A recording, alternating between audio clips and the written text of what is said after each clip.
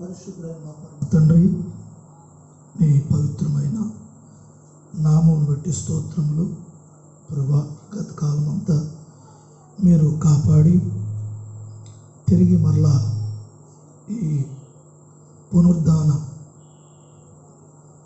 ఆదివారం మమ్మల్ని సమకూర్చినందుకు స్తోత్రములు. కూడి వచ్చిన ఈ బిడ్డలందరినీ ప్రభువా, మీ వాక్కులతో వారిని బలపరిచి ఆదరించి స్థిరపరచమని, నీ ఆత్మచేత వారందరినీ ఆదరించమని, నీ కృపా కనికరములు కలిగిన ఆత్మచేత వారందరూ దర్శించమని, సమస్తము నీ మహిమార్థమే జరిగించమని యేసు నామమున వేడుకొంచున్నాము తండ్రి,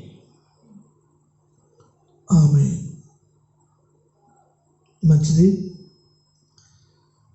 మనము వాక్య భాగంలోనికి వెళదాము. దేవుని మహాకృపను బట్టి దేవుడు తన దయ తన పిల్లల మీద లేక తన బిడ్డల మీద, ఆయన సంఘం మీద ఉంచి ఉన్నారు. ఆయన వాగ్దానము చేసిన ప్రభు నమ్మదగినవాడు.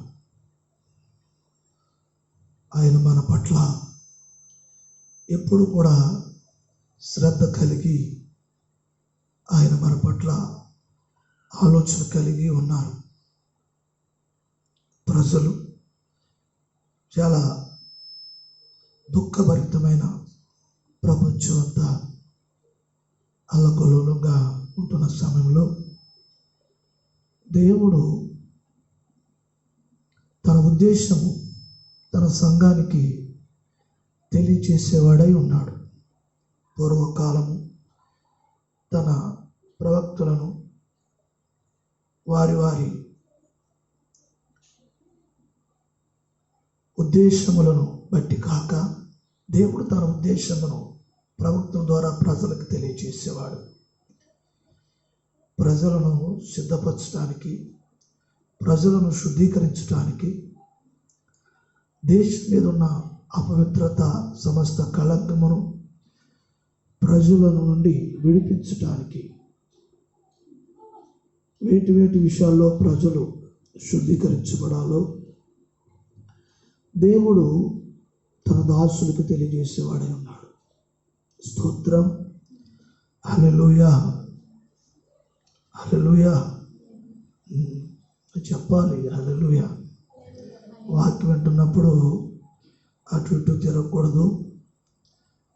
అదే ఈ వాక్యం కూడా మీరు ఇంట్లో కూర్చొని వింటున్నప్పుడు కూడా మీరు భర్త కూర్చొని వాక్యం వింటున్న సమయంలో భార్య లోపల ఉండటం కానీ, పిల్లలు అటు ఇటు తిరగడం కానీ, అలా కాకుండా దేవుని వాక్యం వస్తున్నప్పుడు కుటుంబము, పిల్లలు, భార్య, భర్త అందరూ కలిసి ఈ మాటలు వినాలి. ఈ మాటలు మనకి జీవాన్ని కలుగు చేసేవి, ఈ మాటలు మనకి ఆదరణ కలుగు చేసేవి, ఈ మాటలు మనకి బలమునిచ్చేవి. స్తోత్రం, హల్లెలూయా. మంచిది, ఈ సమయంలో ఒక వాక్య భాగాన్ని చదివి మనము ముందుకు వెళదాము. ఈ సమయంలో మనం ధ్యానించుటకు ఇర్మియా గ్రంథము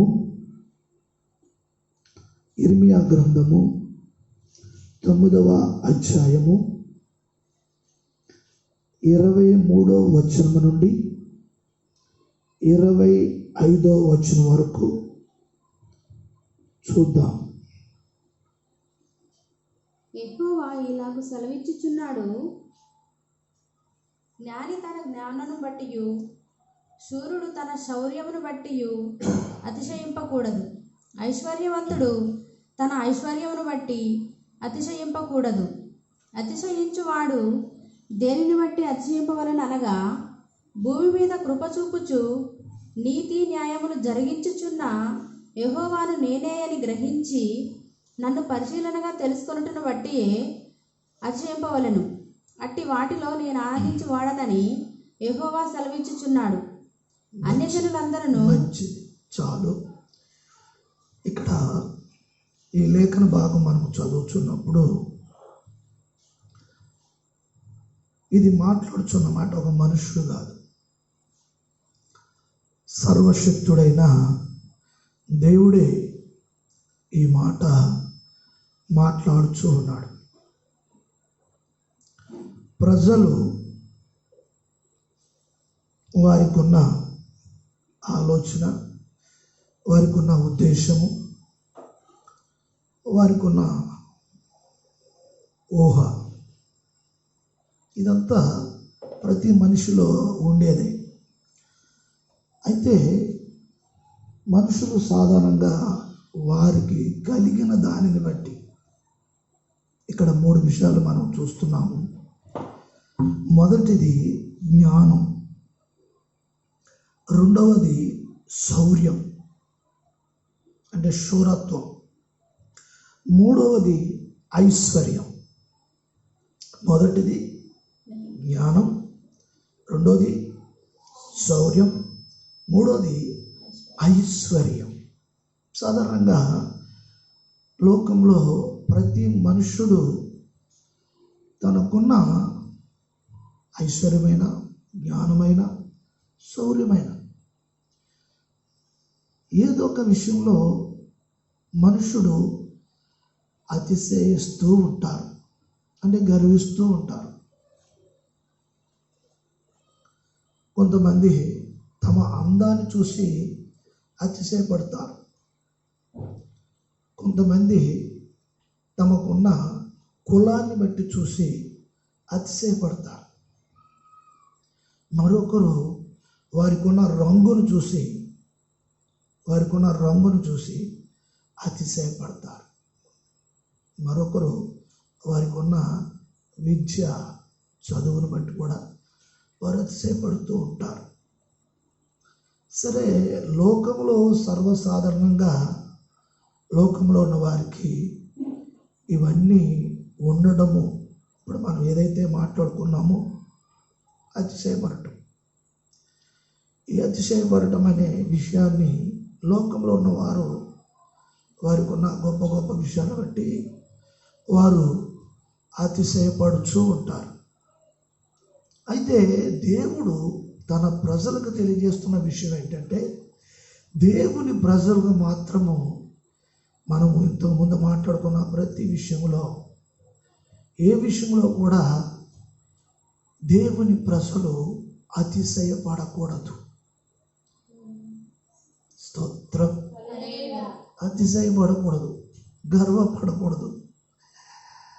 దేవుని ప్రజలకి అటువంటి మనసు ఉండకూడదు. జ్ఞానము కలిగిన వ్యక్తి తన జ్ఞానమును బట్టి అతిశయిస్తూ ఉంటారు. చూడు, చాలా తెలివితేటలుగా ఉన్నవాళ్ళు వాళ్ళ తెలివితేటలను బట్టి వారు చాలా అతిశయిస్తారు. అంతేకాకుండా ఆ తెలివితేటలుగా మాట్లాడే వారిని చూసి చాలామంది అంటారు, మీరు చాలా తెలివైన వారు అని చాలామంది మెచ్చుకుంటూ ఉంటారు లోకంలో.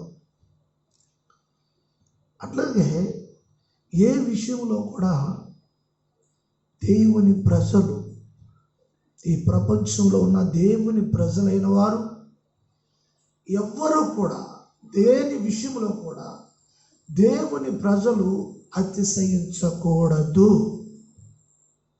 మనము చూస్తాము, రాజుల కాలంలో రాజులు వారి వారి జీవితాల్లో దేవుడు దేశాన్ని, రాజ్యాన్ని పరిపాలించడానికి, ప్రజలను పరిపాలించడానికి దేవుడు రాజుల్ని నిర్ణయించారు.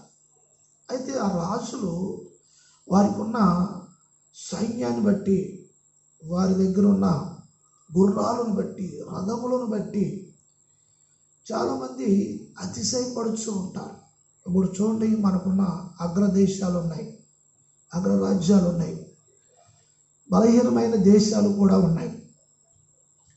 బలహీనమైన దేశాలను చూసి బలమైన రాజ్యాలు అతిశయపడుచు, సవాలు చేస్తూ, కాలు దువ్వుచు, యుద్ధానికి రెడీ అని అతిశయపడుతూ, గర్వంతో సవాలు చేస్తూ ఉంటారు బలహీనమైన రాజ్యాల మీద. ఇప్పుడు మనం చూస్తున్నాము ప్రపంచంలో ఈ రోజున ప్రతి ఒక్కరూ అమెరికా గురించి చాలా గొప్పగా మాట్లాడుతూ ఉంటారు. అమెరికా కూడా సవాల్ చేస్తూ ఉంటుంది. వారికి ఉన్న యుద్ధ సామాగ్రి, అణుబాంబులు, వెపన్స్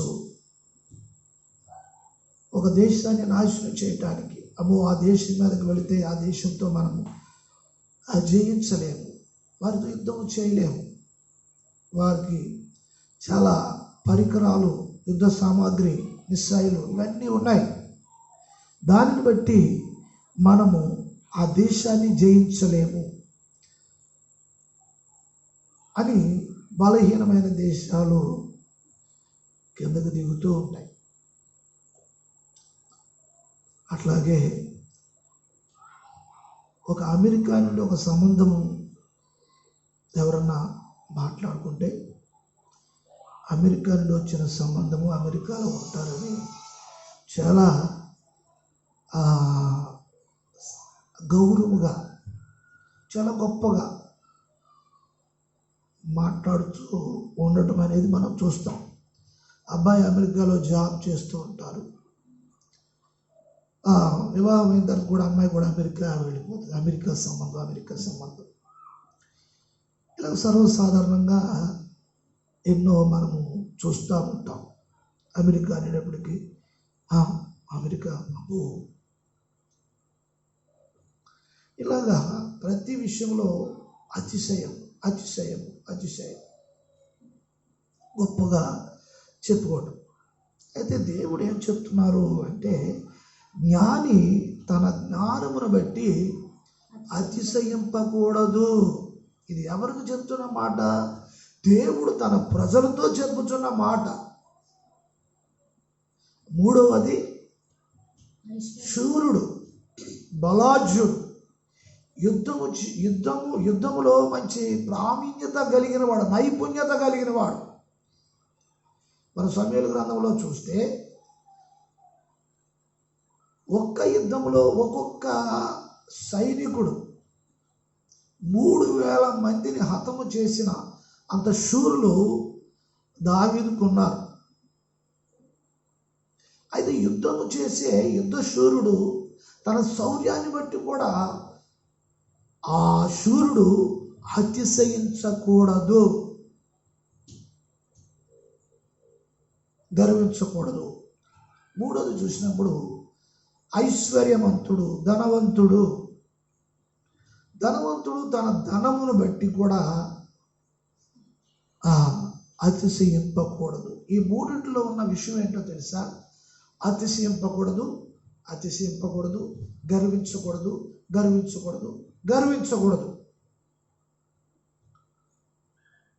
గర్వించటము, గర్వానికి సంబంధించిన ఏ విషయమైనా కూడా సృష్టికర్త అయిన దేవునికి ఏమాత్రం కూడా హేయమైనది అంటే అసహ్యమైనది. ధనవంతుడు తన ధనమును బట్టి అతడు అతిశయింపకూడదు. జ్ఞాని తన జ్ఞానమును బట్టి అతిశయింపకూడదు. శూరుడు తన సౌరత్వాన్ని బట్టి అతిశయింపకూడదు అని చెప్పి ఏమంటున్నారంటే, దేవుని పిల్లలు దేనిని బట్టి అతిశయించాలి? వారు కూడా అతిశయించవచ్చు, కానీ దేనిని బట్టి? భూమి మీద కృప చూపుచు నీతి న్యాయములు జరిగించుచు భూమి మీద ఉన్న ప్రజల విషయంలో కృప చూపేవాడు దేవుడు ఉన్నారు. బాగా గమనించాలి. వాక్యము ఈ రీతిగా సెలవిచ్చుచున్నది. భూమి మీద దేవుడు కృప చూపేవాడే ఉన్నాడు, భూమి మీద ఉన్న ప్రజల మీద. అయితే ప్రజలు ఏం చేయాలి? ప్రజలు పరిశీలించి పరిశీలనగా తెలుసుకొనుటను బట్టి అతిశయింపవలెను. ఈ రోజున ప్రజలు ఏం తెలుసుకోవాలి? భూమి మీద కృప చూపే దేవుడు. అంటే భూమి మీద ఎవరున్నారు? ప్రజలు ఉన్నారు. దేశం అంటే మట్టి కాదు, దేశం అంటే మనుషులు, భూమి మీద ఉన్న ప్రతి మానవుడు, ఆ మానవునికి దేవుని కృప అవసరం. ఆయన కృప చూపే దేవుడు. ఆయన చెప్తూ ఉన్నాడు, ఆ కృప చూపే దేవుని పరిశీలన చేసి తెలుసుకోవాలి. ఈ రోజున ఏం తెలుసుకున్నారు? ప్రజలందరూ కూడా రోగాలకి మందులు వెతుకుతూ ఉన్నారు. ఈ దేశం ఆ దేశం, ఆ దేశం ఈ దేశం, ఈ దేశం ఆ దేశం. ఈ రోజున బలహీనమైన దేశముగా, పేద దేశముగా ప్రపంచ దేశాల్లో భారతదేశం గురించి ప్రకటించబడింది. బలహీనమైన భారతదేశం, ఇంచుమించు 80% పేదవారు ఉన్నారు. బలహీనమైన దేశం. మన దేశానికి చాలామంది జాలి చూపించేవారే ఉన్నారు. కానీ ఇప్పుడు ఈ దేశము నుండే అగ్రరాజ్యమైన అమెరికాకు, అనేకమైన దేశాలకు మెడిసిన్ సప్లై అవుతుంది ఈ భారతదేశం. స్తోత్రం. ఏమైపోయింది నీ అతిశయము? ఏమైపోయింది? జ్ఞానులను సిగ్గుపరచుటకు దేవుడు ఎర్రివారిని కనపరిచేవాడై ఉన్నాడు. బాగా విషయాన్ని గమనించాలి. అయితే దేవుని పిల్లలు అయిన వారు, సరే లోకంలో ఉన్నవారు సంగతి ఎట్లా ఉంచండి, దేవుని పిల్లలైన వారు విశ్వాసముతో ఉన్నవారు, విశ్వాసం మీద ఆధారపడిన వారు, వారికి ఉన్న దేవుని బట్టి అతిశయించాలి. వారికి ఉన్న భూమి మీద కృప చూపే దేవుడిని కలిగి ఉన్న వారు ఎవరైనా సరే, స్తోత్రం, కృప చూపు దేవుడిని నేను కలిగి ఉన్నాను అని చెప్పిన వారు ఎవరైనా సరే, వారికి దేవుడు సహాయం చేసేవాడై ఉన్నాడు. అట్టి వారిని బట్టి దేవుడు ఆనందించేవాడై ఉన్నాడు. తమ కలిగిన విశ్వాసమును, అట్టి విశ్వాసములో ఉన్న పరిస్థితులను, వారికి వస్తున్న ప్రతి శోధనలను, ఆ శోధనలో దేవుడు వారిని పరిశీలించి కాపాడి భద్రపరిచేవాడై ఉన్నాడు. కృప చూపేవాడై ఉన్నాడు. దేవా, నీ కృప చూపించేవాడవు, దయ చూపించేవాడవు.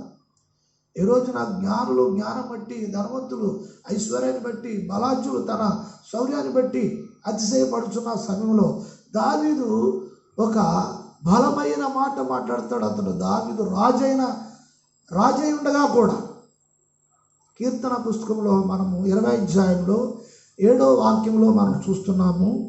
రాజైన దావీదు ఏమంటూ ఉన్నారు? అతను రాజరికం కలిగి ఉన్నాడు, ఐశ్వర్యము కలిగి ఉన్నాడు, బలము కలిగి ఉన్నాడు, శౌర్యము కలిగి ఉన్నాడు. ఇవన్నీ కలిగి ఉన్న వాడు చెప్తున్న మాట మనము ఈ వాక్య భాగంలో చూస్తాం. కొందరు రథములను బట్టి, అందరూ కాదు, కొందరు గుర్రములను బట్టి అతిశయపడుదురు. మనమైతే మన దేవుడైన యెహోవా నామమును బట్టి అతిశయపడుచున్నాము. మనము, దావీదే చెప్తున్నాడు, రాజ్యాన్ని బట్టి, సైన్యాన్ని బట్టి, రథాలను బట్టి, గుర్రాలను బట్టి. ఇందాక చెప్పాను కదా, కొందరు రాజులు, కొందరు పరిపాలకులు, పరిపాలించేవారు, వారికి ఉన్న బాంబ్స్ని బట్టి, వారికి ఉన్న సైన్యాన్ని బట్టి, వారికి ఉన్న మిలిటరీని బట్టి వారు, మాకింత బలం ఉంది, మాకింత సైన్యం ఉంది. అయితే దావీదు కూడా సైన్యం ఉంది. దావీదు పరిపాలించే కాలంలో ఆయన కూడా సైన్యం ఉంది, బలాజ్యులు ఉన్నారు. ఒకే యుద్ధంలో ఒక్కొక్క వ్యక్తి లేక ఒక్కొక్క సైనికుడు 3,000 మందిని చంపిన శూరులు ఉన్నారు. దావీదుకి సింహాసనం ఉంది, అధికారం ఉంది, తెలివి ఉంది, బలం ఉంది, ఐశ్వర్యం ఉంది. ఇవన్నీ కలిగిన దావీదు చెప్తున్న మాట ఇక్కడ చాలా ఆశ్చర్యం కలిగించే మాట. అతడు కూడా రాజే, అతడు కూడా ఏలిక చేసేవాడే, ప్రజలు పరిపాలించేవాడే. కానీ అతడు చెప్తున్న మాట మనం చూస్తున్నప్పుడు కొందరు రథములను బట్టి, రథములు దేనికి వాడతారు? రథములు యుద్ధానికి వాడతారు. రథములు గుర్రములు యుద్ధానికి వాడతారు. అయితే ఈ రోజున సర్వశక్తుడైన దేవుడు కూడా ఈ రోజున లోకంలో ఉన్న ప్రజలతో యాజ్యమాడుతున్నాడు, యుద్ధం చేస్తూ ఉన్నాడు. ఆయన ఏం వాడుతున్నాడు? ఏ బాంబులు వాడుతున్నాడు? ఏ రథాలు వాడుతున్నాడు? ఏ గుర్రాలు వాడుతున్నాడు? ఏ నెఫెన్స్ వాడుతున్నాడు? ఏ గన్స్ వాడుతున్నాడు? అయినా ప్రజలు చనిపోవడానికి వారికి ఉన్న వాటిని బట్టి అతిశయిస్తున్న సమయంలో రాజు అయిన దావీదు అతడు అంటూ ఉన్నాడు, అతడు మనమైతే మన దేవుడైన కృప చూపే దేవుడిని కలిగి ఉన్నవాడు పలికే మాటలు. భూమి మీద కృప చూపు దేవుడు ఉన్నారు. ఆ కృపను ఆశ్రయించే ప్రజలు వారి కృప దొరుకుతుంది. ఆ కృపను బట్టి కాపాడబడుతూ ఉన్నారు. భూమి మీద నీతి న్యాయములు జరిగించే వారు ఉన్నారు. భూమి మీద ఉన్న ప్రజల విషయంలో నీతిని జరిగించేవాడు, న్యాయమును జరిగించేవాడు. అయ్యో, ఎంతోమంది జనాంగము చనిపోతూ ఉన్నారు. ఎంతోమంది జనాంగము చనిపోతూ ఉన్నారు. ఇర్మీయా గ్రంథంలో కూడా మరొక మాట మనము చూసినట్లయితే అక్కడ ఒక విషయం ఉంది. చనిపోయిన వారు ఆ శవాల విషయంలో అక్కడ ఒక విషయం ఉంది. 25వ అధ్యాయము, ఇర్మీయా గ్రంథము 25వ అధ్యాయంలో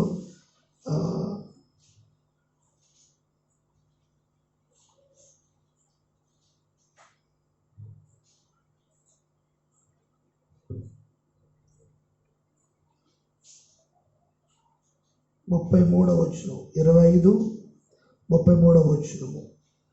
ఆ దినమున యెహోవా చేత హతులైన వారు ఈ దేశము యొక్క ఈ దిశ నుండి ఆ దిశ వరకు కనబడుదురు. ఎవరును వారిని గూర్చి అంగలార్చరు, వారిని సమకూర్చరు, పాతి పెట్టరు. పెంటవలే వారి శవములు నేల మీద పడియుండును. చాలు, దేవుని స్తోత్రము. ఇది ఎప్పుడు జరిగిన సందర్భము? పెంటవలే వారిని పాతి పెట్టరు. పెంటవలే శవములు గుట్టలు గుట్టలుగా, గుట్టలు గుట్టలుగా, గుట్టలు గుట్టలుగా. దేవుడు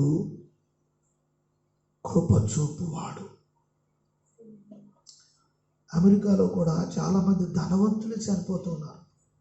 ధనవంతులే చనిపోతూ ఉన్నారు.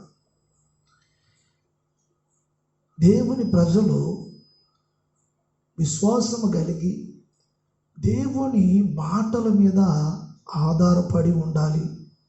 దేవుని మాటలను బట్టి వారు ధైర్యము తెచ్చుకోవాలి. ధైర్యము తెచ్చుకోవాలి. ఈ రోజున ఇన్ని రోజులు లాక్డౌన్ ఉంచారు.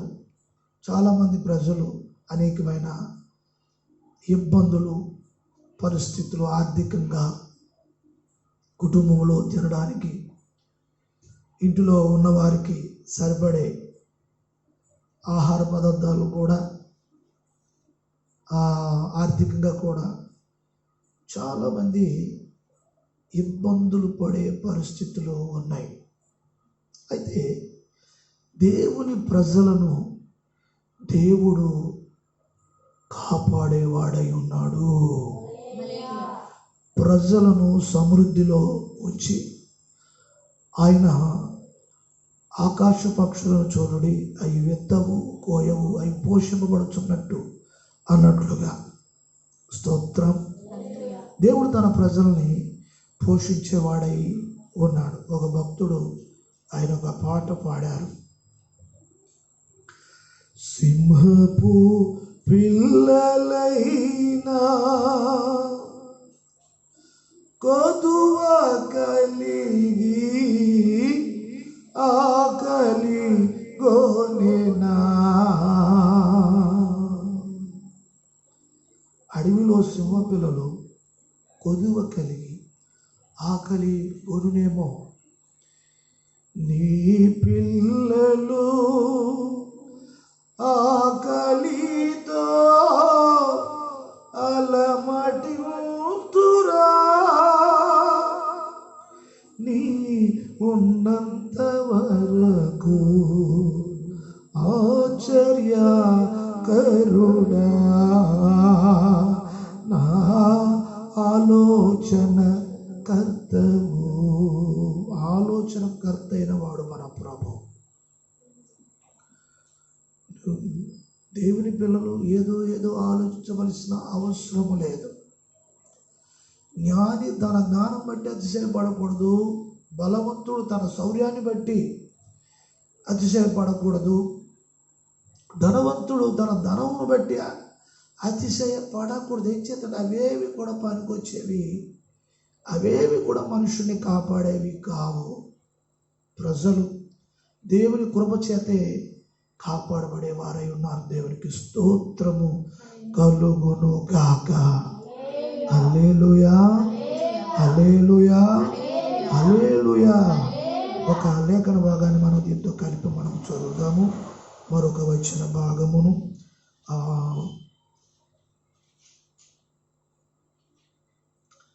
మొదటి సమూయేలు గ్రంథము 17వ అధ్యాయము 45వ వచనము మాత్రమే. దావీదు, నీవు కత్తియు ఈటయు బల్లెమును ధరించుకొని నా మీదికి వచ్చుచున్నావు. అయితే నీవు తిరస్కరించిన ఇశ్రాయేలీయుల సైన్యములకు అధిపతియగు యెహోవా పేరిట నేను నీ మీదికి వచ్చుచున్నాను. చాలు. ఇక్కడ ఈ వచనం మనం చూసినప్పుడు ఈ మాటలు ఎవరితో మాట్లాడుతున్నాడు దావీదు? ఇశ్రాయేలు ప్రజలకు శత్రువు అయిన గొలియాతు.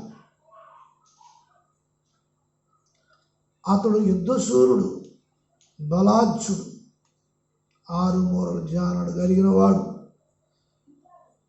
అతనికి ఈట ఉంది, కత్తియు ఈటయు డాలు ఉంది, బల్లి ఉన్నాయి. ఇవన్నీ కలిగి ఇవన్నీ ధరించుకొని అతడు యుద్ధానికి రెడీ అయిపోయాడు. ఇప్పుడు ఈ ఆయుధాలన్నిటితో కూడా ఇతడు యుద్ధానికి రెడీ చేసుకున్నాడు. అతను యుద్ధం చేయాలంటే ఇవన్నీ కావాలి, యుద్ధానికి వెళ్ళాలంటే ఇవన్నీ కావాలి. బలం ఉంది, ధైర్యం ఉంది, జ్ఞానం ఉంది, ఇవన్నీ ఉన్నాయి. కానీ ఇవన్నీ ఉన్నా అతడు ఏం చేస్తున్నాడు? గొలియాతు అతడు ఈ యుద్ధ సామాగ్రి అంతా కూడా అతను ధరించుకున్నాడు. అయితే అతనితో దావీదు ఈ 45వ వచనంలో దావీదు మాట్లాడుతున్న మాట గొలియాతుతో, శత్రువుతో, దేవుని ప్రజల్ని బాధకు గురి చేసి మానసికంగా ఒత్తిడికి గురి చేసేసిన గొలియాతుతో ప్రజలందరూ కూడా భయకాంతులైపోయారు. వీడు మనల్ని చంపేస్తాడు, వీడు మనల్ని గెలుచుకుని వెళ్ళిపోతాడు. దేవుని ప్రజలైన ఇశ్రాయేలు అందరూ వణికిపోతూ ఉన్నారు. భయం అంటే వారు ఏం చేశారంటే విశ్వాసాన్ని పక్కన పెట్టేశారు. దేవుని మీద వారికి విశ్వాసం లేదు. మరి ఎవరి మీద? 6 మూరల జానుడు కలిగిన ఆ గొలియాతు చూసాడు, భయం వచ్చేస్తుంది. వాళ్ళు చాలామందికి మరణం అంటే భయమే, రోగం అంటే భయమే. ప్రియ సహోదరులరా, దేవుని వాక్యము మనకు తెలియజేస్తున్న విషయము మనం గమనించాలి బాగా. దేవుని మాట మీద నమ్మిక ఉంచి దావీదు చెప్తున్న మాట ఏంటో తెలుసా? అతడు గుర్రాలను నమ్ముకోలేదు, రథాలని నమ్ముకోలేదు, ఈటని నమ్ముకోలేదు, కత్తిని నమ్ముకోలేదు, డాలుని నమ్ముకోలేదు.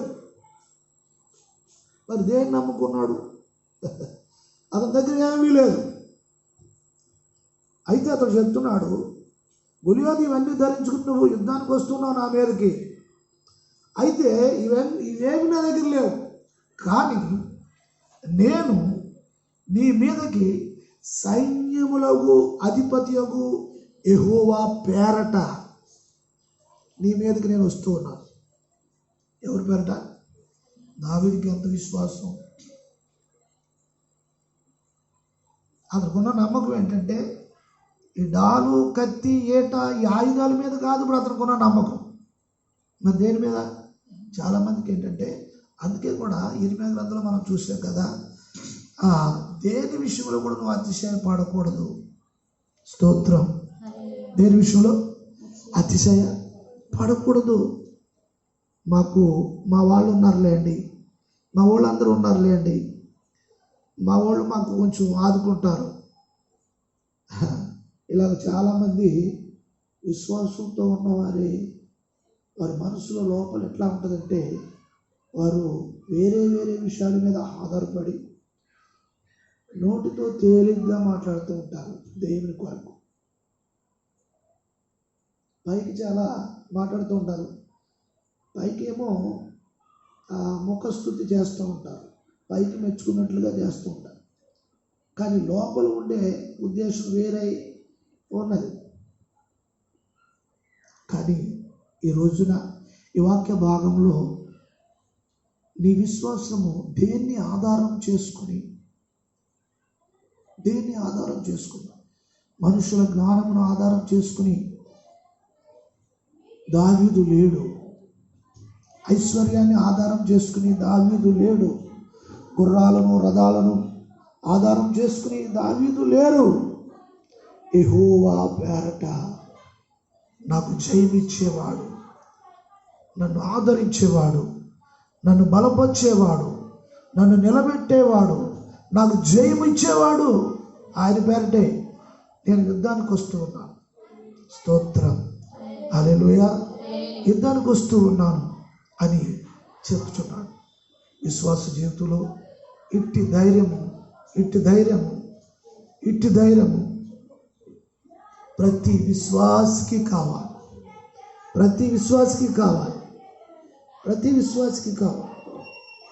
ప్రైజ్. అయితే దావీదు యొద్ద ఒక సరైన విశ్వాసము కలిగి ఉన్నాడు. అట్టి విశ్వాసం కలిగి ఉన్న సమయంలో విశ్వాసము లోపల అతను కలిగి ఉన్నాడు. అతను మాట్లాడుచున్న మాటలు చాలామందికి హేళనగా ఉన్నాయి. కానీ అతడు ఏట్లోంచి ఒక రాయిని తీసుకుని వచ్చాడు. ఆ రాడును అభిషేకించాడు. స్తోత్రం. యుద్ధము యెహోవాదే, దేవునికి స్తోత్రం కలుగును గాక. హల్లెలూయా. ధనమును బట్టి, ఐశ్వర్యమును బట్టి మనం దేనిని కూడా జయించలేము. సామెతల గ్రంథములో సొలొమోను అతను అనుచున్న మాటలు మనకు చాలా ఆశ్చర్యాన్ని కలుగు చేస్తూ ఉంటాయి. అతడు చాలా సంపద కలిగిన వాడు, చాలా ఐశ్వర్యము కలిగిన వాడు. సామెతల గ్రంథములో 11వ అధ్యాయంలో 28వ వచనము మనం చదువుతున్నప్పుడు అతడు చెప్తున్న మాట, ధనమును నమ్ముకునివాడు, దేని నమ్ముకునివాడు? ధనమును నమ్ముకునివాడు పాడైపోవును. నీతిమంతులు చిగురాకు వలె వృద్ధి నందుదురు. చాలు, దేవుని స్తోత్రం. నీతిమంతుడైన దావీదు అతడు దేన్ని నమ్ముకున్నాడు? ఆయుధాలను కాదు, సైన్యములకు అధిపతి అయిన యెహోవా పేరట వస్తున్నాడు. సొలొమోను అంటూ ఉన్నాడు, ఆయన కుమారుడు ధనమును నమ్ముకున్నవాడు. చాలామందికి నమ్మకము ధనం మీద, బలం మీద, వాటి మీదే ఉంటుంది. చాలామందికి చేతిలో డబ్బు ఏదో ఉందనుకోండి, రేపు ఏదైనా కొంచెం ఖర్చు మనకు ఉన్నది అని అంటే వాళ్ళకి ఎట్లా ఉంటుందంటే, అప్పుడు దేవుడి మీద ఆధారపడి పనే ఉండదు.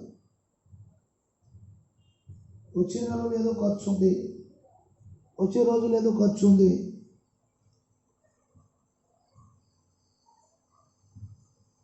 అన్నప్పుడు వాళ్ళ చేతిలో ఏదైనా ధనం ఉందనుకోండి, వారు ధైర్యంగా ఉంటారు. ఎందుకంటే వారి మనసు అంతా కూడా ధనం ఉంది కదా, డబ్బులు ఉన్నాయి కదా, మనం ఏదో ఒకటి చేద్దాంలే. మరి ఏమీ లేని వ్యక్తి దేవుని మీద ఆధారపడతారు. కొన్ని సందర్భాల్లో ఒకవేళ దాన్ని మనం నమ్ముకుంటే, దేన్ని, ధనాన్ని నమ్ముకుంటే, సొలొమోను ఏమంటున్నారు, ధనమును నమ్ముకున్న వ్యక్తి ఏమైపోతారు, పాడైపోతారు, చెడిపోతారు. ఇవాళ ధనము నమ్ముకున్న వాళ్ళు గొల్లుమని ఏడుస్తున్నారు. ఎన్నో పరిస్థితుల్లో చిక్కబడి ఉన్నారు. వారి నమ్మకం అంతా, వారికి ఉన్న అతిశయం అంతా, వారికి ఉన్న బలం అంతా కూడా ఇవాళ నేల కూలి పడిపోయింది. నేల కూలి పడిపోయింది. వారి గర్వం అంతా కూడా నేల మీదకి వచ్చేసింది. స్తోత్రం. నేల మీదకి వచ్చేసింది. దేవుని స్తోత్రం కలుగును గాక. హల్లెలూయా, హల్లెలూయా. ధనమును నమ్ముకున్నవాడు పాడైపోవును, ఐశ్వర్యం నమ్ముకున్నవాడు పాడైపోవును. గమనించవలసిన విషయాలు. ఈ రోజున దేవుని ప్రజలు దేనిని బట్టి మనం అతిశయించాలి, దేనిని బట్టి అతిశయించాలి? నీవు కలిగి ఉన్న ఉపదేశమును బట్టి, నీవు కలిగి ఉన్న ప్రభువును బట్టి నీవు అతిశయించాలి. దేవునికి స్తోత్రము. హల్లెలూయా, హల్లెలూయా, హల్లెలూయా, హల్లెలూయా. ఒకవేళ ఏమీ లేకపోయినా ఈ కడవరి కాలంలో ఇటువంటి ఇబ్బందులు, పరిస్థితులు కలిగా నీ పిల్లల విషయంలో, నీ బిడ్డల విషయంలో ఏదైనా నీకు మనసు చెడి, మనసులో ఏదో వేదన పడుతూ, నీ మనవల కొరకు, నీ బిడ్డల కొరకు, నీ పిల్లల కొరకు, లేదా దూర ప్రాంతంలో ఉన్న వారి కొరకు, ఎక్కడెక్కడ ఉన్న వారి కొరకు ఒకవేళ నువ్వు దుఃఖించవచ్చు, బాధపడి ఉండవచ్చు. కానీ భూమి మీద కృప చూపు ప్రభువు, భూమి మీద నీతి న్యాయములను జరిగించేవాడు. నీతి అయిన ప్రభువును కలిగి విశ్వాసముతో జీవిస్తున్న సమయంలో నీతిమంతుడైన దావీదు అంటూ ఉన్నాడు, నేను యెహోవా పేరిట యుద్ధానికి వస్తూ ఉన్నాను. గొలియాతుతో సవాలు చేస్తూ ఉన్నాడు. గొలియాతు 40 దినాలు ఓరవోరిగా సవాలు జరుగుతుంది. బలాజులు, శూరులు వీళ్ళందరూ కూడా భయాంక్రాంతులై వారు వెనక్కి వెళ్ళి ఏమవుతుంది రాజుతో సహా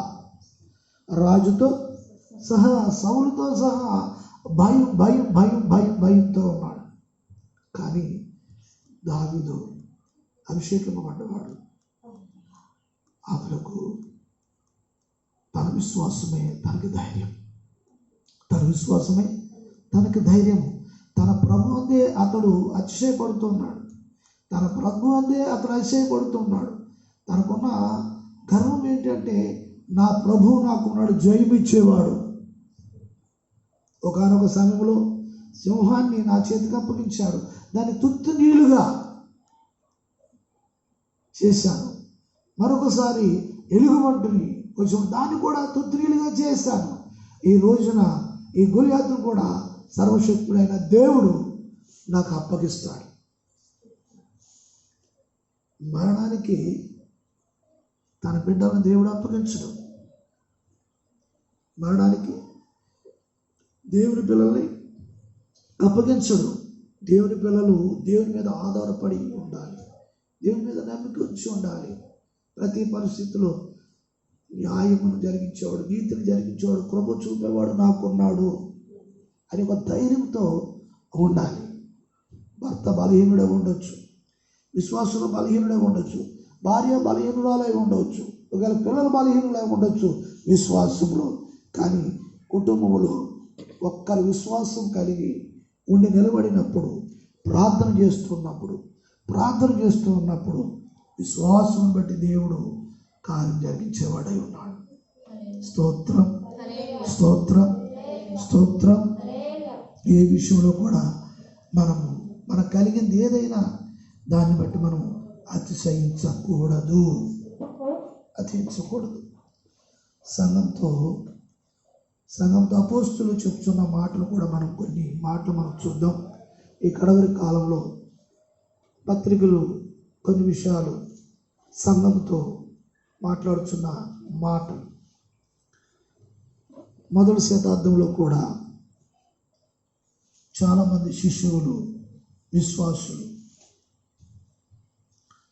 వారికి శ్రమలు వచ్చినప్పుడు, వారికి బాధలు వచ్చినప్పుడు, అటువంటి పరిస్థితుల్లో ప్రభువుని బట్టి వారు నిలబడి ఉన్నారు. ప్రభువుని బట్టి వారు అతిశయించి నిలబడి ఉన్నారు. శ్రమల విషయంలో వారు మనసు పెట్టలేదు. వారు ప్రభు మీద వారు మనసు ఉంచి ఉన్నారు. దేవునికి స్తోత్రం. ఈ లేఖనాలు లేక పత్రికలు మనం ఆధారం చేసుకుని పరిశుద్ధాత్మ దేవుడు ప్రతి ఒక్కరి జీవితంలో కూడా ప్రభువు నిలబెట్టునుగాక. ఆమేన్. హల్లెలూయా. ధైర్యంతో మనము కలిగి ఉన్నప్పుడు మన విశ్వాసం మనకు ధైర్యము ఇచ్చేది. ఈ సమయంలో ఒక లేఖన భాగాన్ని లేక పత్రికలకు మనము చూద్దాము. ఒక మాట, రోమపత్రిక 15వ అధ్యాయము, రోమపత్రిక 15వ అధ్యాయము 17వ వచనం. కాగా ఆత్మలో విశ్వాసములో మిమ్మల్ని మీరు ఈ లేఖన భాగాన్ని బట్టి, వాక్యాన్ని బట్టి మిమ్మల్ని మీరు పురుగొలుపుకోవాలి. ప్రార్థనా జీవితంలో పురుగొలుపుకోవాలి, విశ్వాసంలో పురుగొలుపుకోవాలి, మిమ్మల్ని మీరే పురుగొలుపుకోవాలి. దేవుని స్తోత్రం కలుగునుగాక. అయితే పౌలు రోమపత్రిక ఈ 17వ వచనంలో కాగా క్రీస్తు యేసును బట్టి దేవుని విషయమైన సంగతులలో నాకు అతిశయ కారణము కలదు. ఎలాగనగా అన్యజనులు. చాలు, ఇక్కడ పౌలు చెప్తున్నారు, నాకు కూడా ఒక అతిశయము కలదు. అపోస్తలుడు పౌలు అంటూ ఉన్నారు సంఘంతో, నాకు కూడా ఒక అతిశయము కలదు. ఏంటి ఈయనకున్న అతిశయము? అపోస్తలుడు, పిలువబడ్డవాడు, పంపబడ్డవాడు, అన్యజనులకు అపోస్తలుగా నియమింపబడిన వాడు ఈయన. ఇప్పుడు ఈయన చెప్తున్నమాట, నాకు కూడా ఒక అతిశయము కలదు. అయితే ఇప్పుడు దేన్ని బట్టి ఈయనకి అతిశయము చూస్తున్నాము. ఆ 17వ వచనంలో కాగా క్రీస్తు యేసుని బట్టి. గమనించాలి, ధనమును బట్టి కాదు, శౌర్యమును బట్టి కాదు, జ్ఞానమును బట్టి కాదు. పౌలు అతిశించేది ఎవరిని బట్టి? క్రీస్తు యేసుని బట్టి. దేవుని విషయమైన ఏ విషయము? దేవుని విషయములో. మనం ఇంతకుముందు చూసాము, మనుషులు రకరకాలైన విషయాల్లో వారు అతిశయిస్తూ ఉంటారు. ఒక ఆత్మ సంబంధమైన ఒక వ్యక్తి దేని విషయంలో అతడు అతిశయించగలడు? ఒక ఆత్మ సంబంధమైన విషయం. ఒక ఆత్మ సంబంధమైన వ్యక్తి దేని విషయంలో అతడు అతిశయించగలడు అని పౌలు చెప్తున్నారు. లోకస్తులు లోకంలో ఉన్న విషయాలను బట్టి అతిశయిస్తూ ఉంటారు. కానీ ఆత్మ సంబంధమైన వ్యక్తి, సంఘంలో ఉన్న ఒక వ్యక్తి దేనిని బట్టి అతిశయించగలరు? దేనిని బట్టి? తన ప్రభువుని బట్టి, తన దేవుని బట్టి నాకు అతిశయము కలదు. దేవుని స్తోత్రం చెప్దామా? హల్లెలూయా. తన దేవుని బట్టి, నీ ప్రభుని బట్టి నువ్వు అతిశయం కలిగి ఉండాలి. కొంతమంది చెప్తూ ఉంటారు, నాకు దిక్కు దివానం లేదు, నన్ను ఆదరించేవారు ఎవరు లేరు, నా కన్నీరు తుడిచేవారు ఎవరు లేరు అని చెప్తూ ఉంటారు. నా కన్నీళ్ళే నాకు అన్నపానములై ఉన్నవి, నా కన్నీళ్ళే నాకు తోడుగా ఉన్నవి, కన్నీళ్ళ మధ్యలో నా జీవితాలు ఉన్నవి అని చెప్తూ ఉంటారు. కన్నీళ్ళే నాకు తోడు, కన్నీళ్ళే నాకు తోడు. ఈ రోజున కన్నీళ్ళు నీకు తోడు కాదు. దేనిని బట్టి? నీకు కలిగిన విశ్వాసం ఎవరి మీద? ప్రభువైన యేసుక్రీస్తుని బట్టి నీవు అతిశయించాలి, నువ్వు సంతోషించాలి. నన్ను నా జీవితంలో కృప చూపేవాడు నాకు ఉన్నారు. పౌలు సంఘంతో ఈ మాటలు మాడుతున్న సమయంలో నాకు అతిశయం కలిగి ఉన్నది నా దేవుని విషయంలో. మరో మాట కూడా మనం చూద్దాము ఈ సమయంలో. 2వ కొరింథీ పత్రిక మనం కొన్ని విషయాలు మన విశ్వాసము పురుగొలుపుకోవడానికి, మన విశ్వాసాన్ని ప్రభు పరిశుద్ధాత్మ చేత నిలబెట్టడానికి కొన్ని లేఖన భాగాలు మనం చూద్దాము. 2వ కొరింథీ పత్రిక 10వ అధ్యాయము 17వ వచనం. కొరింథీలో సంఘము ఈ 2వ పత్రికలో ఈ విషయాన్ని సంఘానికి తెలియజేస్తూ ఉన్నారు, విశ్వాసులకు తెలియజేస్తూ ఉన్నారు. ఈ మాటలు మనం గమనించాలి. అతిశయించువాడు ప్రభువునందే అతిశయింపవలెను. ప్రభు మెచ్చుకొనివాడే యోగ్యుడు గాని తన్ను తానే మెచ్చుకొనివాడు యోగ్యుడు కాడు. చాలు, దేవుని స్తోత్రం కలుగుగాక. ఇలా చూడండి, ఒకవేళ సంఘములు ఉన్న వారు దేనిని బట్టి ఏమన్నా అతిశయించాలి అంటే, అతిశయించేవాడు నీ ప్రభుని బట్టే నీవు అతిశయించాలి. హల్లెలూయా. నీ ప్రభుని బట్టే నువ్వు అతిశయించాలి. మంచి భర్త ఉన్నాడు అనుకోండి, నాకు మంచి భర్త ఉన్నాడు, నాకేం పర్వాలేదులే, నాకు మంచి భార్య ఉంది, నాకేం పర్వాలేదులే, నాకు మంచి పిల్లలు ఉన్నారు, నాకేం పర్వాలేదులే. సంఘంలో ఉన్న ప్రతి ఒక్క వ్యక్తి దేనిని బట్టి అతిశయించాలి?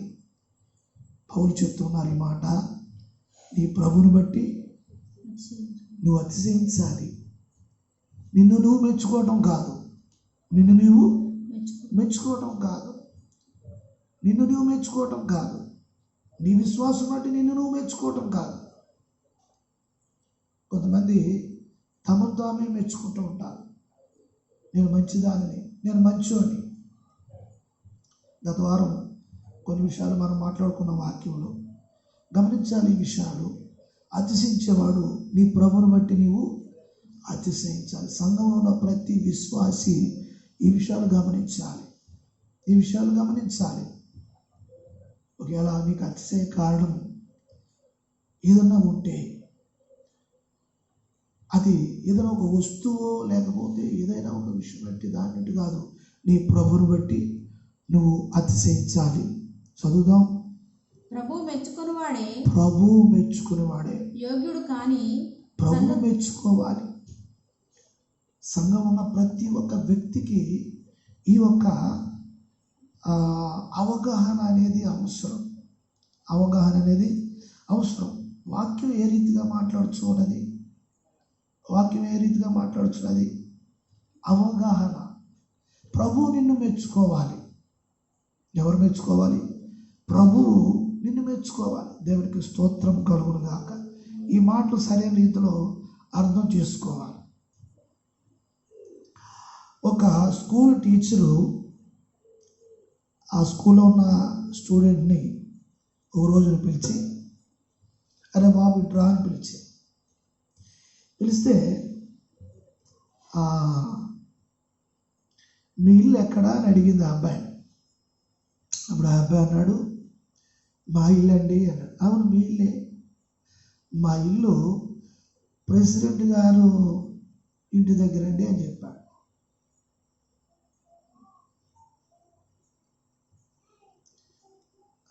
ప్రెసిడెంట్ గారి ఇంటి దగ్గర?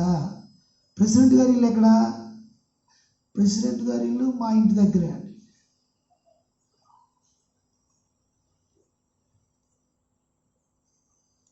మీ ఇల్లు ఎక్కడంటే ప్రెసిడెంట్ గారి ఇంటి దగ్గరే మా ఇల్లు. మరి ప్రెసిడెంట్ గారి ఇల్లు ఎక్కడంటే మా ఇంటి పక్కనే ప్రెసిడెంట్ గారి ఇల్లు.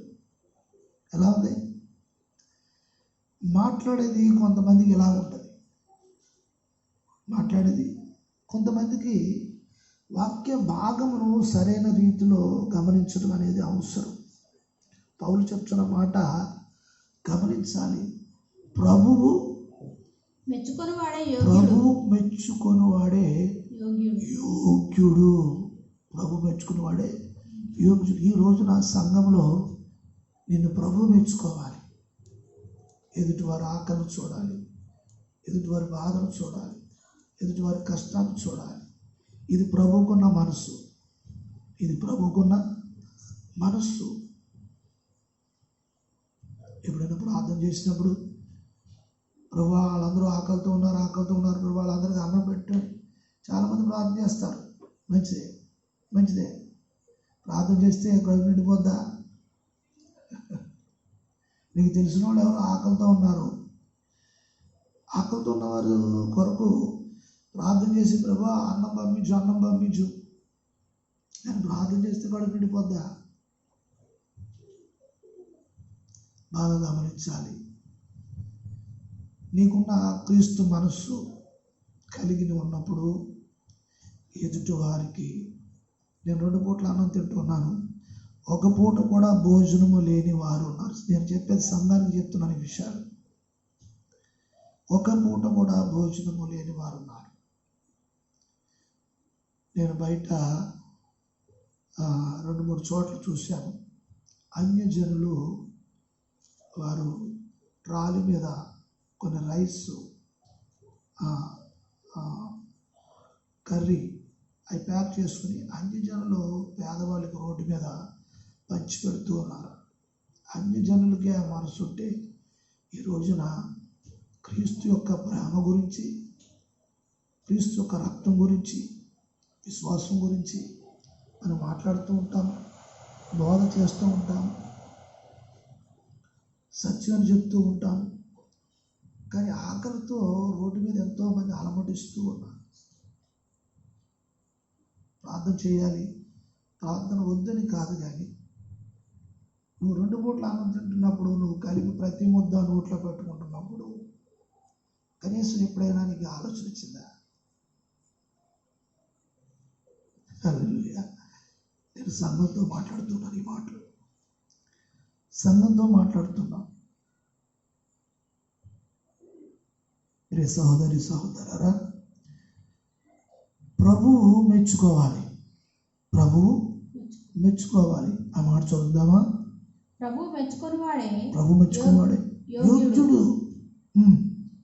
కానీ తన్ను తాను ఈ మనసు ఉండకూడదు.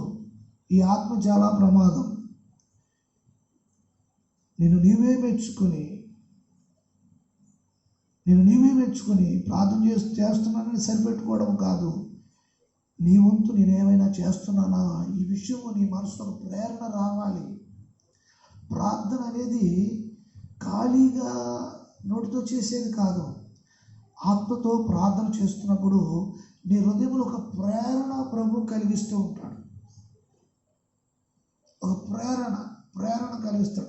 ఆ ప్రేరణ కలిగించేటప్పుడు, ఆ ప్రేరణ వచ్చినప్పుడు ఆ కార్యం నువ్వు చేసేదాకా నిద్రపోవు. నువ్వు ప్రార్థన చేస్తున్నప్పుడు ఒక ప్రేరణ. నేను అందుకే ఉపవాసం ఉన్న వారితో అడుగుతూ ఉంటాను, ప్రభు ఏమైనా మాట్లాడుతున్నారా, ప్రభు ఏమైనా తెలియజేశారా అని. అంటే ఖాళీగా ఉపవాసం అంటే ఆ శరీరం ఎండబెట్టుకుని కడుపు మార్చుకుని అది కాదు. ఉపవాసం అంటే ప్రభుతో గడపటము, మనకున్న అతిశయము, గర్వమును పూర్తిగా విరగొట్టుకోవడానికి మనము ఉపవాసుని ప్రార్థన చేస్తున్నప్పుడు మనలో ఉన్న గర్వము, అతిశయము, ఈ దేని బట్టి అతిశయిస్తున్నావో ప్రభువా దాని నుండి నన్ను విడిపించి ప్రభువా అని ప్రార్థన చేయాలి. హల్లెలూయా.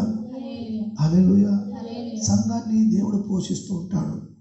అలాగే సంఘము ఇతరులకు కూడా ఆదరించేదై ఉండాలి. దావీదు యుద్ధము చేసినప్పుడు ఇజ్రాయేల్ ప్రజలందరినీ కూడా ఆదరించాడు అతను. ఈ విశ్వాస జీవితంలో ఒక క్రియ, ఒక కార్యము, నువ్వు చేస్తున్న ప్రార్థన ఒక ప్రేరణ ఉంటున్నప్పుడు అనేకులు అది ఆదరిస్తూ ఉంటుంది. ఒట్టి మాటలతో కాదు, క్రియారూపముగా. ఆకలేసేవాడికి అన్నం పెట్టాలి, చలేసేవాడికి దుప్పటి కప్పుగా చలేస్తుందని చెప్పడం కాదు. క్రియ ఏంటంటే పట్టుకెళ్ళి వాడికి దుప్పటి ఇవ్వాలి. కడుపు మాడుతుంది, వాడికి అన్నం పట్టుకెళ్ళి ఇవ్వాలి.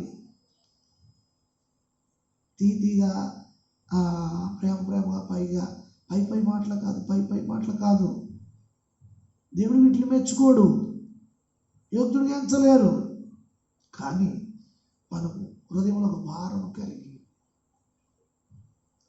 క్రీస్తు కలిగిన మనస్సు కలిగి సంఘము ఉంటున్నప్పుడు సంఘము దీవించబడింది, ఆశీర్వదించబడింది. దేవుని స్తోత్రం కలుగుగాక. హల్లెలూయా. ఈ సమయంలో మరొక మాట మనము వాక్యంలోంచి చూసి మనం ముందుకు పెడదాము. గలతీ పత్రిక 6వ అధ్యాయము, గలతీ పత్రిక 6వ అధ్యాయము 14వ వచనం. అయితే మన ప్రభువైన యేసుక్రీస్తు సిలువ యందు తప్ప, మన ప్రభువైన యేసుక్రీస్తు సిలువ యందు తప్ప మరి దేని యందును అతిశయించుట నాకు దూరమవును గాక, నాకు దూరమవును గాక. స్తోత్రం. హల్లెలూయా. ఇప్పుడు పౌలు చెప్తున్న విషయం ఏంటంటే, సంఘంలో శిలువ మీద యేసు ప్రభు మరణించారు. శిలువ మీద ఆయన మరణించి ఆయన నన్ను సంపాదించారు. ఈ త్యాగము, ఈ శిలువ మరణము ద్వారా నేను విడిపించబడ్డాను. ఆ విషయము తప్ప నేను అతిశయించడానికి ఏదైనా నా యొద్ద ఉంటే, నా అతిశయం అంతా శిలువ మీద యేసయ్య చేసిన కార్యమును బట్టే.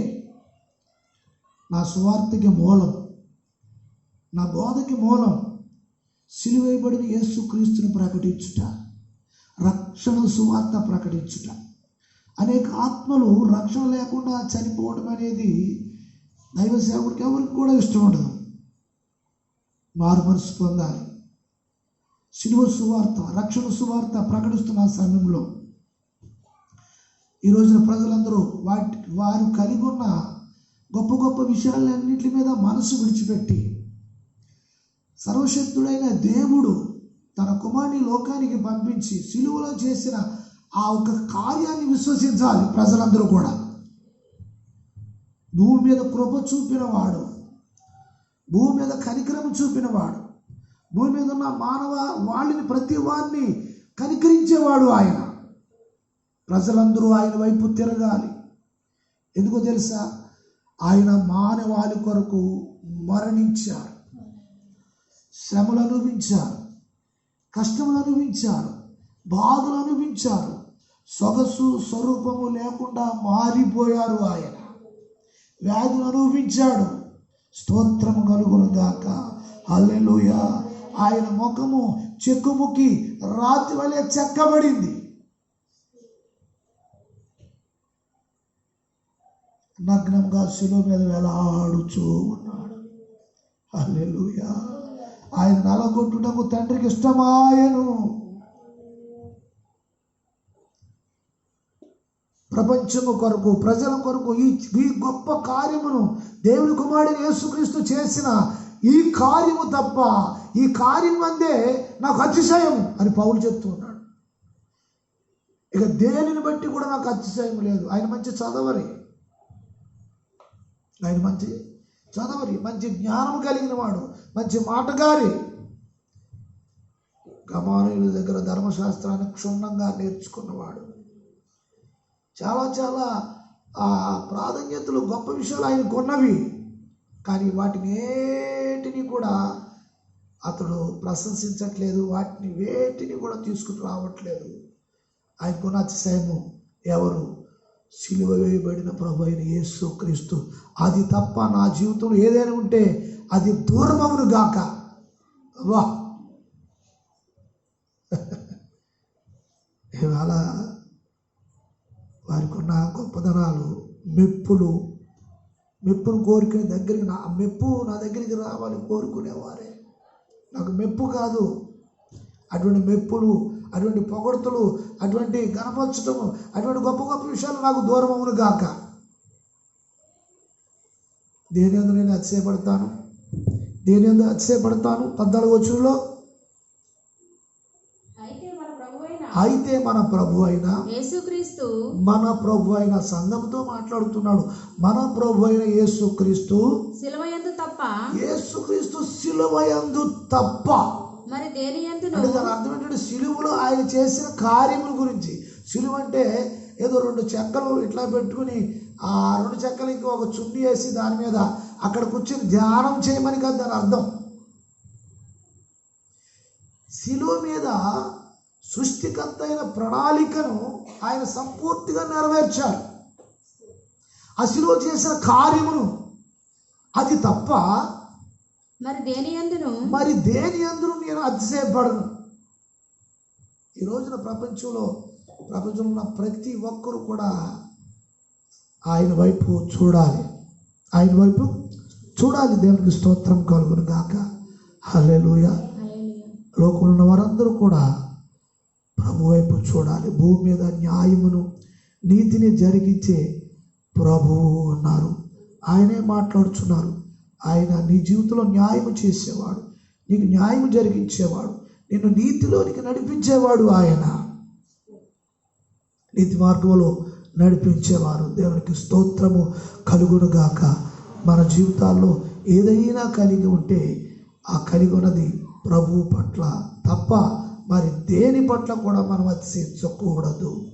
స్తోత్రం. నా అతిశయము నా ప్రభువే అండి. నా అతిశయము నా దేవుడే అండి. నా అతిశయము నా ప్రభు మీద ఉంచిన విశ్వాసమును బట్టే నాకు అతిశయము. దేవుని స్తోత్రం కలుగును గాక. సిలువందే నా అతిశయము. సిలువలో సాతాను యొక్క రాజ్యాన్ని కూలగొట్టాడు ప్రభు. పాప అంధకారములో కొట్టుమిట్లాడుతున్న బ్రతుకులను విడిపించాడు ప్రభు. అది ఎక్కడ జరిగింది? సిలువలో జరిగింది. ఆ కార్యము తప్ప మరొకటి కాదు అని ఆ సిలువను, అక్కడ జరిగిన కార్యాన్ని అతను జ్ఞాపకం చేస్తూ సంఘానికి ఆ విషయం చెప్తూ ఉన్నాడు. ఎందుచేతంటే సాతాను యొక్క అధికారమును, సాతాను యొక్క ఉద్దేశమును, సాతాను యొక్క కుతంత్రమును, సాతాను యొక్క యుక్తి ఆ సిలువు దగ్గరే కూలిపోయింది. మరణంతో జయించేశాడు ఆయన. ఓ మరణమా నీ ముళ్ళు ఎక్కడా? ఓ మరణమా నీ విజయం ఎక్కడా?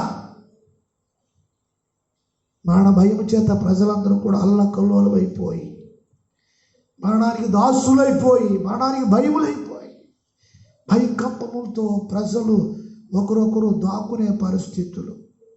కానీ నిజంగా దేవుడే మరణాన్ని పంపిస్తే నువ్వెక్కడ దాక్కున్నా కూడా వస్తుంది. కిటికీలు మూసుకున్నా వస్తుంది. ఇర్మీయా గ్రంథంలో అక్కడ మనము 9వ అధ్యాయంలో మనము ఒక మాట చూస్తే మరణము కిటికీలు ఎక్కి చూస్తుందట. మరణము కిటికీలు ఎక్కి చూస్తుంది. తలుపులు వేసుకున్నా, డోర్లు బిగించేసుకున్నా, ప్రాణాలు కాపాడుకోవాలని దాక్కున్నా. 9వ అధ్యాయము ఇర్మీయా గ్రంథం 9వ అధ్యాయము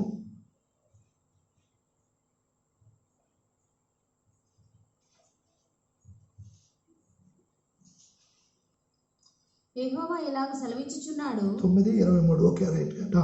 జ్ఞాని తన జ్ఞానమును బట్టి, శూరుడు తన శౌర్యమును బట్టి అతిశయింపకూడదు. కాదు ఈ మాట చదువు. చదమ్మా 18వ మన కన్నులు 17వ చదువు. సైన్యములకు అధిపతియగు యెహోవా ఇలాగ సెలవిచ్చుచున్నాడు. ఆలోచించుడి. రోదనము చేయు స్త్రీలను కనుగొనుడి, వారిని పిలువనంపుడి. తెలివిగల స్త్రీలను కనుగొనుడి, వారిని పిలువనంపుడి. మన కన్నులు కన్నీళ్లు విడిచినట్లుగాను, మన కనురెప్పల నుండి నీళ్లు వలుకునట్లుగాను వారు త్వరపడి మనకు రోదనధ్వని చేయవలెను. మనము వలసపోతిమే, సిగ్గునందితిమే. వారు మన నివాసములను పడగొట్టగా మనము దేశము విడవవలసి వచ్చెనే అని సీయోనులో రోదనధ్వని వినబడుచున్నది. స్త్రీలారా, యెహోవా మాట వినుడి. మీరు చెవియొగ్గి ఆయన నోట మాట ఆలకించుడి. మీ కుమార్తెలకు రోదనం చేయ నేర్పుడి, ఒకరికొకరు అంగలార్పు విద్య నేర్పుడి. వీధులలో పసిపిల్లలు లేకుండాను. ఏ విద్య నేర్పాలి? పిల్లలకి ఏమి నేర్పాలి? తల్లులకు చెప్తున్నది దేవుని వాక్యము. ఫాలింగ్లో ఉండండి. ఆ పిల్లలకి ఏమి నేర్పాలి? ఏ విద్య నేర్పాలి? అంగలార్పు విద్య. సంఘంలో ఉన్న పిల్లలకి ఏ విద్య నేర్పాలి? అంగలార్చుట, దుఃఖించుట, ఏడ్చుట. మీ పిల్లలకు స్త్రీలారా అంగలార్పు విద్య నేర్పుడి. వీధులలో పసిపిల్లలు లేకుండాను రాజమార్గములలో యవ్వనులు లేకుండాను వారిని నాశనము చేయుటకై మరణము మన కిటికీలను ఎక్కుచున్నది. మన నగరులలో ప్రవేశించుచున్నది. యెహోవా వాక్కు ఇదే నీవి మాట చెప్పుము. చాలు. ఇక్కడ చూడండి, దేవుడు చెప్పుచున్న మాట ఇదే. ఏంటి? మరణము వీధులలో తిరుగుచున్నది. మరణము వీధులలో తిరుగుచూ ఉన్నది. అయితే మరి ఏం చేయాలి? ప్రార్థనలు బతిపెట్టి కాదు, ప్రతి ఒక్కరూ సంఘంలో ఉన్న స్త్రీలు, పురుషులు, పిల్లలు అందరూ అంగలార్చాలి, ప్రార్థన చేయాలి. ఆ ప్రార్థన కన్నీరుతో అంగలార్పు విద్య. ఎక్కడ నేర్పుతారండి ఇది? ఈ ట్రైనింగ్ సెంటర్ ఎక్కడుంది? ఈ ట్రైనింగ్ సెంటరు? ఏ సంఘాల్లో నేర్పుతారు? ఎక్కడుంది ఈ యొక్క ట్రైనింగ్ సెంటరు? అంగలార్పు విద్య. ఈ విద్య నేర్పించే టీచర్ ఎక్కడున్నారు? కాలేజీలో పంపించే పిల్లలు అక్కడ టీచర్ గారిని మాకు ఈ విద్య కూడా నేర్పించండి అని అడిగితే టీచర్ ఏం చెప్తారు? లెక్చరర్లు ఏం చెప్తారు? ప్రిన్సిపల్ ఏం చెప్తారు? ఎక్కడున్నాయి ఆ ఇన్స్టిట్యూట్లు? ఎక్కడున్నాయి? సర్వశక్తుడైన దేవుడు మాట్లాడుతూ ఉన్నాడు. నీ పిల్లలకి ఏమి నేర్పాలి? ఈ రోజున అంగలార్పు విద్య. మోడ్రన్ కాదు. లోకంలో వాళ్ళని చూసి వీళ్ళని చూసి లోకస్తులు చూసి అలాగుండి నీ పిల్లలు ఇలాగుండాలి అలా ఉండాలని కాదు. మోడ్రన్ కాదు. విశ్వాసము కలిగిన తల్లివైతే, విశ్వాసము కలిగిన తండ్రివైతే ఏమి నేర్పిస్తావు నీ పిల్లలకు? ఏమి నేర్పిస్తామండి? కొంతమంది పిల్లలకి డ్యాన్స్ నేర్పిస్తున్నారు, కొంతమంది పిల్లలకి కరాటే నేర్పిస్తూ ఉన్నారు. సరే, మంచిదే. వారి ఉద్దేశాలు అలా ఉన్నాయి. అయితే దేవుని పిల్లలకు, సంఘములో ఉన్న పిల్లలకు, దేవుడు తన ప్రజలకు సియోను కుమార్తెలు, సంఘములో ఉన్న వారికి ఏమి నేర్పాలి? ఇవాళ ప్రార్థన కన్నీరు లేని ప్రార్థన, భారమైన హృదయంతో, భారం లేని ప్రార్థన, ఒక ఒప్పుకోలు హృదయంలో లేకుండా పెదాలతో ప్రార్థన. ఈ ప్రార్థన ఎటువంటి క్రియ నీ జీవితంలో చేయలేదు, నీకేం లాభాన్ని ఇవ్వలేదు, నీకేం సంతోషాన్ని ఇవ్వలేదు. కానీ భారభరితమైన దుఃఖంతో ప్రార్థన చేస్తే ఆ రోజు నీ హృదయము, నీ మనస్సు ఎంతో తేలికగా ఉంది. అటువంటి ప్రార్థన ఆ సమయంలో ప్రభు నీ వద్దకు ఆయన దిగి వస్తారు. అతిశయించేవారు మన ప్రభువుని బట్టి మనము అతిశయించవలెను. హల్లెలూయా, హల్లెలూయా. పౌలు కూడా గలతీ పత్రికలో 6:14 కూడా చెప్తున్న మాట ఏంటంటే, సిలువ అందు తప్ప మరి నాకేమి కూడా అతిశయము దూరమవును గాక. ఆయన ఏమన్నాడు తెలుసా? మిగతా విషయాలు ఏమైనా వస్తే అవి నా దూరం అవును గాక. ఏం చెప్తున్నాడు ఆయన? దేవుడితో ఏం చెప్తున్నాడు? ప్రభువా, ఈ సిలువ అందే తప్ప. కొంతమంది సిలువకు శత్రులుగా ఉన్నారు. కొంతమంది సిలువకు శత్రులుగా ఉన్నారు. సిలువ ఎప్పుడు జ్ఞాపకం వస్తుందంటే గుడ్ ఫ్రైడే రోజు జ్ఞాపకం వస్తుంది. సంవత్సరానికి ఒక రోజున గుడ్ ఫ్రైడే రోజున సిలువ జ్ఞాపకం వస్తుంది. దేశంలో కూడా చాలామంది సిలువ మోస్తూ ఉంటారు. సిలువ మోయిందని కాదు దాని అర్థం, సిలువ అనుభవం కలిగి ఉన్నారు జీవితంలో. సిలువ అనుభవం అది చెప్పడానికి చాలా విషయాలు ఉన్నాయి. ప్రియ సహోదరులారా, ఈ రోజున నీవు భూమి మీద నీకు నీతి న్యాయము జరిగించు ప్రభు పరిశీలనగా నువ్వు ఎరిగిన వాడివైతే అటువంటి వారిని బట్టి ప్రభువు ఆనందించుచున్నాడు. ప్రభువు ఆనందించుచున్నాడు. హల్లెలూయా, హల్లెలూయా, హల్లెలూయా. నిన్న నేడు నిరంతరం మారనే మారవు, నా జ్ఞాపకాలలో చెరగని వాడవు.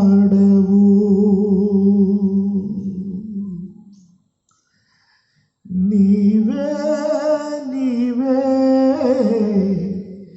నమ్మదగిన దేవుడవు, నీవు నా పక్షమై నిలిచేయున్నావు.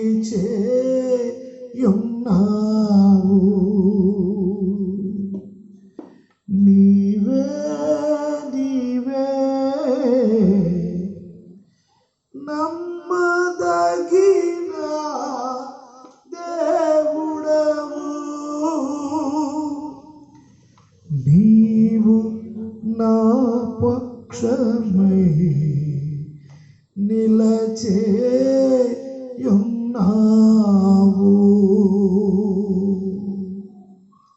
మన పక్షాన మన ప్రభు మారనివాడు. భూమి ఆకాశములను గతించిన మారనివాడు. ఈ మాటలు ప్రభు వెనుకడలో భద్రపరచును గాక. ప్రార్థన. మహాపరిశుద్ధుడా, మహోన్నతుడా, సర్వాధికారి, ఈ సమయంలో మీ లేఖన భాగములను ప్రభువా మా జీవితాలలో భూమి మీద నీతి న్యాయమును జరిగించి మీరు తప్ప ఎవరున్నారు నాయన? మేము ఒకవేళ అతిశయము ఒకవేళ మేము కలిగి ఉంటే అది కేవలం మీ అందే మాకు అతిశయము ప్రభువా. మరొకటి ఏదైనా మా జీవితంలో మేము అతిశించడానికి ఏదైనా ఉంటే అది మా జీవితంలో దూరమవును గాక. హల్లెలూయా, హల్లెలూయా, హల్లెలూయా. కృపాపూర్ణుడా, పరిశుద్ధుడా, కూడి ఉన్న సంగమునకును ఈ వర్తమానము ద్వారా వారి జీవితములలో మిమ్మల్ని కలిగి ఉన్నవారు ధైర్యమును, ఆదరణ, మేలుతో వారి జీవితాన్ని మీరు నింపండి ప్రభా. వారికి మేము దూరంగా ఉండినను ఆయన ఆత్మలో ప్రభా తండ్రి ఐక్యత మీరు కలుగు చేసి మేము ప్రార్థన చేస్తున్నప్పుడు, వారు ప్రార్థన చేస్తున్నప్పుడు మా జీవితములలో ప్రభా తండ్రి ఒక ఆత్మ సంబంధమైన ఐక్యతను మా జీవితాల్లో మీరు కలుగు చేస్తున్న విధానం బట్టి స్తోత్రములు చెల్లిస్తూ ఉన్నాము. కృప చూపించండి, కనికరించండి, దయపాలించండి. మాకు కలిగిన దేనిని బట్టి కూడా మేము అతిశయించకూడదు, గర్వించకూడదు ప్రభువా. మిమ్మల్ని బట్టి మా జీవితాల్లో అతిశయ కారణమైనట్లుగా ప్రభువా కృప చూపించండి, కనికరించండి, దయపాలించండి. ఈ భయంకరమైన దుర్దినాలలో ప్రభువా ప్రతి వారిని మీ వాక్యము చేత ధైర్యపరచమని ప్రార్థన చేస్తున్నాం. యెహోవా మాట్లాడుచూ ఉన్నాడు. ఈ మాటలు ప్రభువా తండ్రి మీ మాటలు నాయన, మనుషుల మాటలు కాదు ప్రభువా. దైవజనుడు మాట్లాడే ప్రతి మాట నుండి ప్రభువా మీరు నాయన ప్రతి ఒక్క వ్యక్తిని స్థిరపరచండి, ధైర్యపరచండి, బలపరచండి ప్రభువా. కృప చూపించండి. వారి వారి జీవితాల్లో కావలసిన అవసరతలు, అక్కర్లు, ప్రతి విషయాలు మీ మహిమలో తీర్చండి నాయన. సమస్త మహిమ, ఘనత, ప్రభావములు మీకే చెల్లిస్తూ యేసు నామమున వేడుకొంచున్నాము తండ్రి. మన తండ్రి అయిన దేవుడి ప్రేమ, కుమారుడైన యేసు క్రీస్తు కృప, పరిశుద్ధాత్మ అన్యోన్య సహవాసము, సమాధానము లోకంలో ఉన్న పరిశుద్ధులకును కూడి ఉన్న సంఘమునకును సదాకాలము తోడై నడిపించును గాక. యేసు రక్తమే జయము, ప్రభు యేసు రక్తమే జయము. యేసు నామమునకు సంపూర్ణ విజయము కలుగునుగాక. ఆమేన్, ఆమేన్, ఆమేన్. మంచిది. అందరికి కూడా వందనాలు. ప్రైజ్